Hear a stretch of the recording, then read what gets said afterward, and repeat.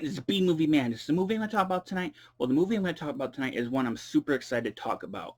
The director himself sent me a screener of it, and I just finished it last night. And that movie is Her Name Was Christa. Now, on the screen, I'll have the poster, both posters. There's two posters of the movie. There's the main poster, and then there's the one that's inspired by, EC Comics. And that's my favorite of the two. I think they both look incredible. But the EC Comics one, I don't know why I put my hand over here. I guess that's where the poster will be. But the one that was inspired by the EC Comics is the one that's my favorite of the two. Now, before I get on with my review, I want to tell you what Her Name Was Christa is about. It's about Stephen, who is a socially awkward middle-aged telemarketer and is desperately alone. At the suggestion of Nick, a coworker, he goes out into the night to find a prostitute for the girlfriend experience. With this, he meets Christa, a streetwise call girl who's happy to fulfill his needs. Yet, something unexpected happens.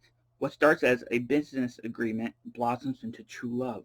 But what happens when death enters the picture? How far would you go to keep the one person you've always wanted? Now, the reason I was excited to watch this movie was because of who directed it. It was directed by James L. Edwards, and although this is his first time directing a movie, he's mainly known as an actor. He acted in several of J.R. Bookwalter's movies. Started off with little bit parts in like The Dead Next Door and Robot Ninja, and then he ended up getting starring roles in stuff like Polymorph, which he also wrote, and Bloodletting, which if you have not seen Bloodletting, I highly, highly recommend it. It's one of the most underappreciated serial killer movies ever made. It's really that good. I believe it's being re-released on Blu-ray soon, so look out for that. But I was excited to watch this movie for that reason, because he's also a pretty good writer based on Polymorph, and I believe he co-wrote the remake of Psycho Sisters, the one they shot on film. But I was excited to watch this movie for that reason. Another reason I was excited to watch it was because of the subject matter. The movie is about necrophilia, and necrophilia is one of those subjects that I find kind of fascinating because I'm both disgusted and, well, fascinated by it because it's an interesting subject, and there's been quite a few movies that have dealt with necrophilia. The most infamous being Necromantic. But this one, looked like it, based on the trailer, it looked pretty interesting. When I played the movie, I noticed that it was an hour and 59 minutes, and I was kind of like, that's kind of long for a movie like this. But I wasn't going to judge it up front like that. And I'm so glad I didn't, because the reason why this movie is 2 hours long is because this movie has a lot more to it than just necrophilia. This movie isn't about necrophilia. It's about the emotional journey that ultimately ends up with necrophilia. It's a very tragic story as well, and I got to give James L. Edwards a lot of props because this movie was fan-fucking-tastic. This movie was it's the beginning of the year, but it's the best thing I've seen so far this year. The movie came out in 2020, but I'm watching it now. But it's the best thing I've seen so far this year, and I just don't see that many horror movies this year that are gonna, be better than this movie. Because in this movie, it's really hard to call it a horror movie. Ultimately, it ends up being a horror movie, but it starts off as more of a romantic kind of, love story between this shy, awkward middle-aged guy who wants more than sex with a partner. He wants somebody that he has an emotional connection to. And it's big props to James L. Edwards, who also plays the role of Stephen Booth, who he makes this character extremely likable and sympathetic that when things ultimately go bad in the last act, you do truly feel sorry for that character because you want nothing more to, him to be with this woman. And I got to give a lot of props to Cheyenne Day, who plays Christa, the call girl who he falls in love with. She does a really good job too. It's the kind of character that I think anybody, they could go the predictable route of it, but her character is actually pretty interesting because early on she tells Steven a lot of stuff about her, such as her abusive relationship with her previous partner and how she got into prostitution. And you see over the course of the movie that she does fall in love with him.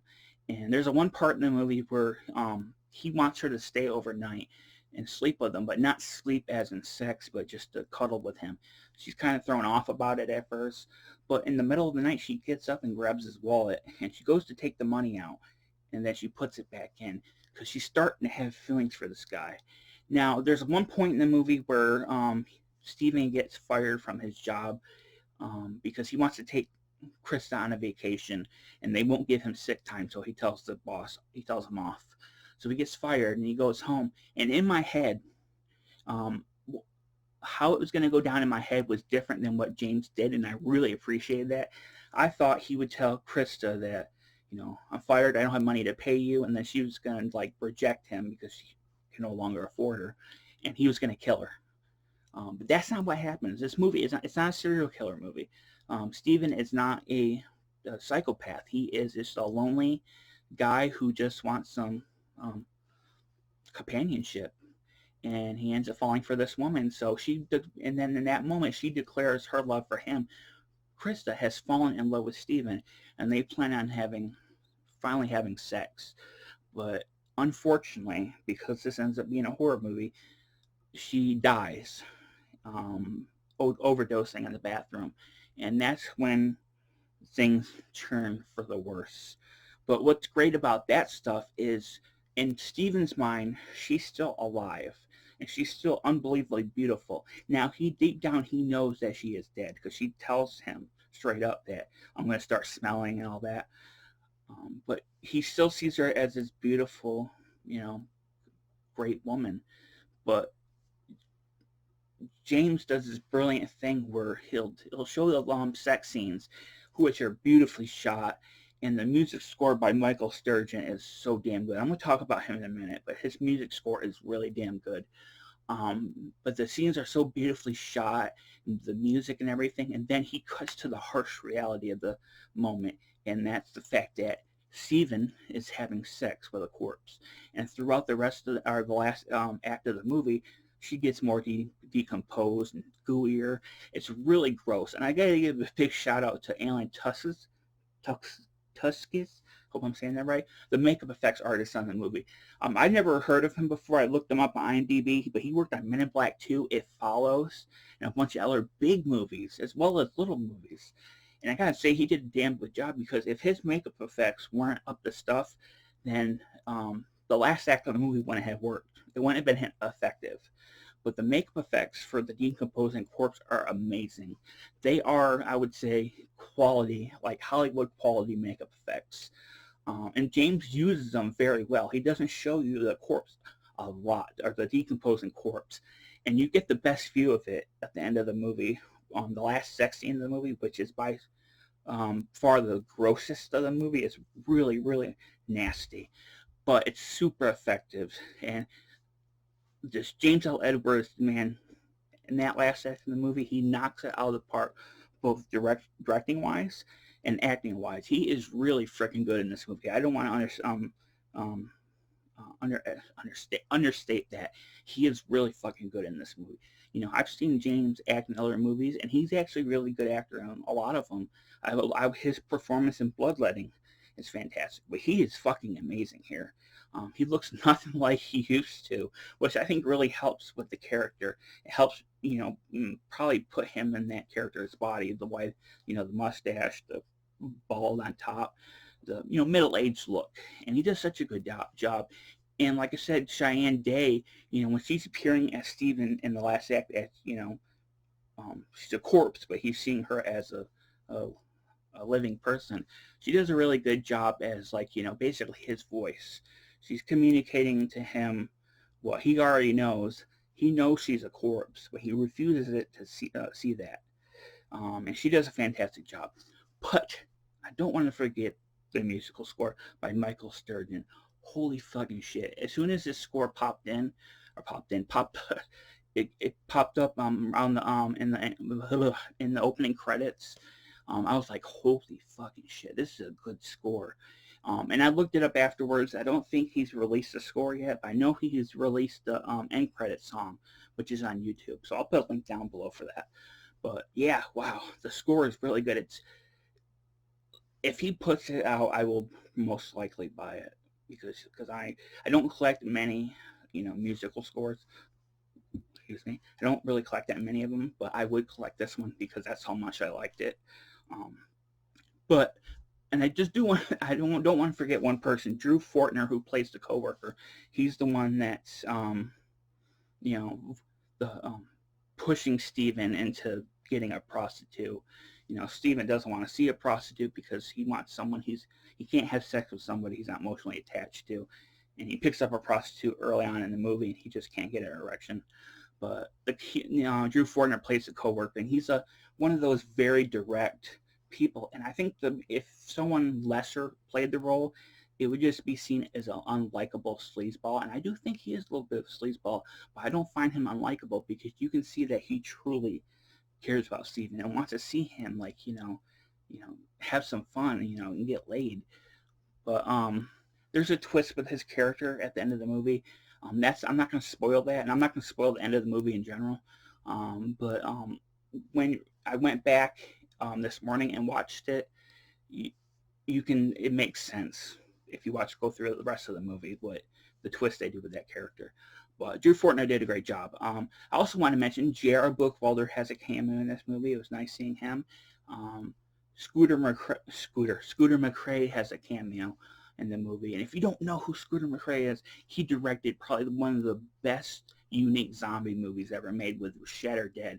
It was just really re-released on Blu-ray late last year, so if you have not seen Shatter Dead, watch it. It's completely different than any other zombie movie you've ever seen.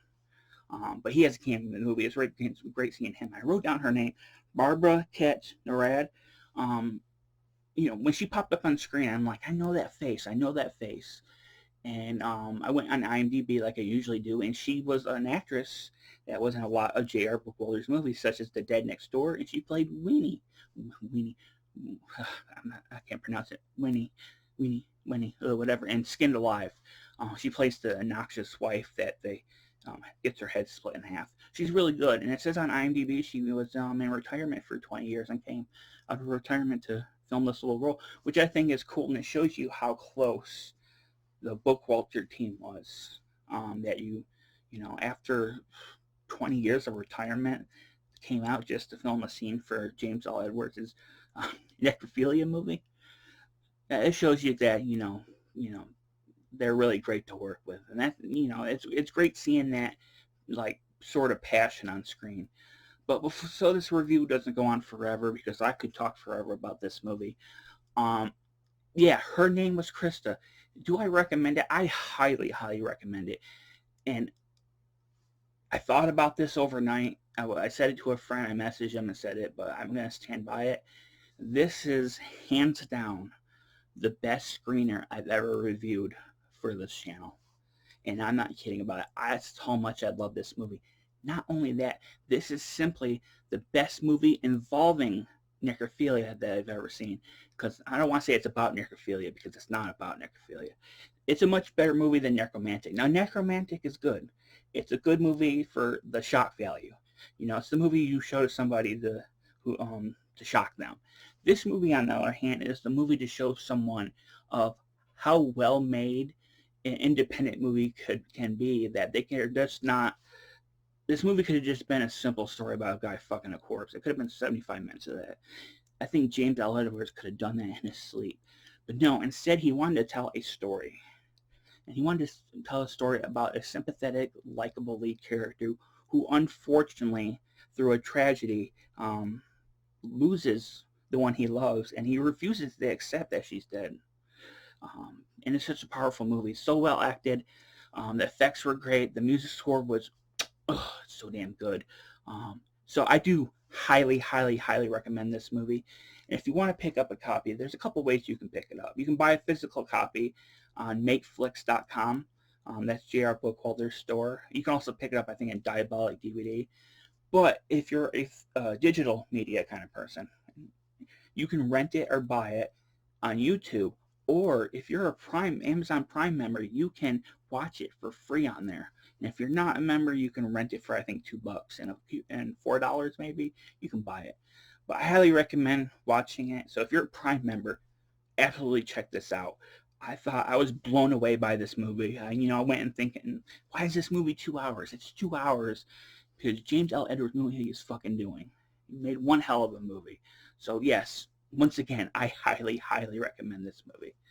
Now, I will be checking out another movie that James L. Edwards directed, an anthology film that he co-directed with Brad Twigg. I'll be reviewing that one probably the next weekend. So look out for that. That's gonna be fun. I love anthology movies, so I can't wait for that. But that's it for now. Have you seen Her Name Was Christa? If you did, what did you think about it? And are you interested in watching it? Like I said, if you're a Prime member, check it out because you're not going to regret it, or you might regret it. Either way, support independent cinema, please. But that's it for now. I'm Jonathan Knight, and this has been B Movie Madness. Thanks for watching.